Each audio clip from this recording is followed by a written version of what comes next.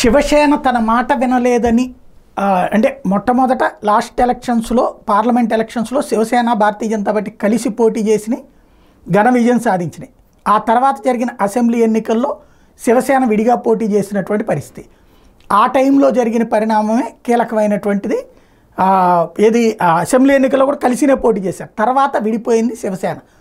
ఆ ఇంపాక్ట్తో అప్పుడు 57 స్థానాలే గెలుచుకున్నాడు. అంటే సగం సగం పోటీ చేశారు. 144 సీట్లు బీజేపీ గెలుచుకుంది.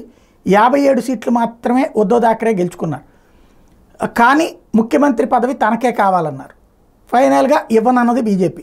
తను కాంగ్రెస్ పార్టీ ఎన్సీపీలతో కలిసి జట్టు కట్టారు. ఆ కోపంతో తర్వాతన శివసేనని చీల్చి షిండే యువతలకు వచ్చారు. అట్లాగే శరద్ పవార్ని చీల్చి యువతలకు వచ్చింది అజిత్ పవార్.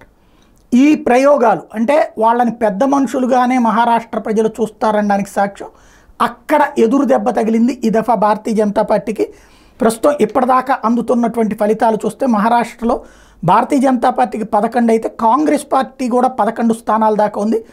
శివసేన 5 స్థానాలు అయితే శివసేన యూబీటీ అంటే ఉద్ధవ్ థాకరే వాళ్ళ పార్టీకి 11 స్థానాలు.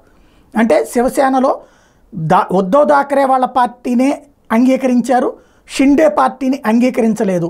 అట్లాగే ఎన్సీపీలో శరద్ పవార్ పార్టీకి 8 సీట్లు వస్తే ఏదైతే ఎన్సీపీని చీల్చుకుని చివరికి ఆ పేరు కూడా సాధించినటువంటి అజిత్ పవార్కి 1 సీటే. అంటే 11, 5, 16, 1, 17 వీళ్ళకైతే అటు పక్కన 11, 8, 19, 11 దాదాపు 30. అంటే మహారాష్ట్రలో ప్రజలు బీజేపీకి దెబ్బ కొట్టారు, బీజేపీ ఫార్ములాని వ్యతిరేకించారు.